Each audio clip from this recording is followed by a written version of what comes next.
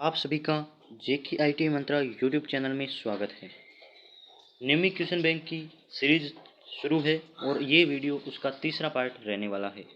इस वीडियो में हम आगे के क्वेश्चन हल करने वाले हैं। दोनों वीडियो में 25 क्वेश्चन सोल्व हो चुके हैं। तो आज हम 26वें क्वेश्चन की बात करेंगे। 26वां क्वेश्चन है, जनरेटर का नाम क्या है यदि इसका क्षेत्र आर्मेचर के साथ समांतर में जुड़ा हो।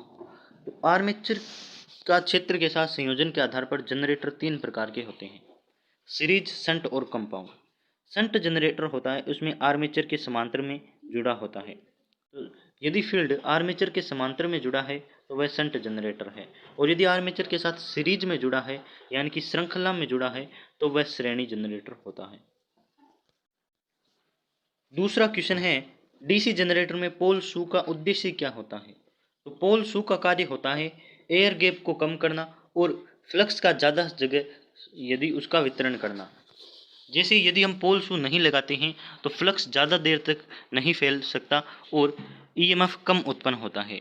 तो एयर गैप में समान रूप से फ्लक्स का फैलाना, ऑप्शन नंबर डी इसका सही आंसर है।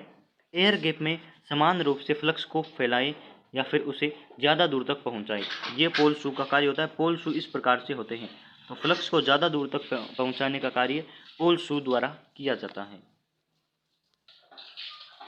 तीसरा क्वेश्चन है, डीसी जनरेटर में स्प्लिट रिंग का क्या कार्य होता है। तो स्प्लिट रिंग यानी कि कम्यूटेटर भी बोलते हैं इसे, और ये डीसी जनरेटर में दो कार्य के लिए प्रयुक्त होती है। इसका मुख्य कार्य होता है एसी प्रकृति का जो ईएमएफ उत्पन्न हुआ है उसे डीसी प्रकृति में बदलना, यानी कि अल्टरनेटिंग करंट को डायरेक्ट करंट में बदलने का कार्य कम्यूटेटर द्वारा किया जाता है। और दूसरा होता है एक दिशा में धारा को एकत्रित करना। ये धारा को एकत्रित करता है आर्मेचर से और ब्रश को देने का कार्य करता है। कार्बन ब्रश इसी से धारा को लेते हैं और आगे टर्मिनल पर हमें मिलती है। तो ऑप्शन नंबर बी इसका सही आंसर है। धारा को एक दिशा में एकत्रित करना इसका कार्य होता है और कार्बन ब्रश इनको स्पर्श करके धारा को इकट्ठा करते हैं। अगला क्वेश्चन है, जनरेटर में ब्रश बनाने के लिए किस सामग्री का प्रयोग किया जाता है।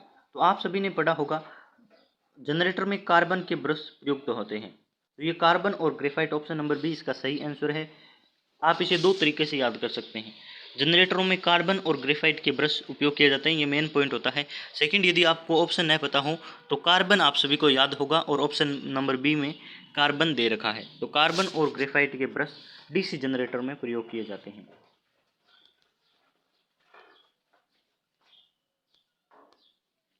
अगला क्वेश्चन है, क्यों डीसी जनरेटर अपने अवशिष्ट चुंबकत्व खो देता है।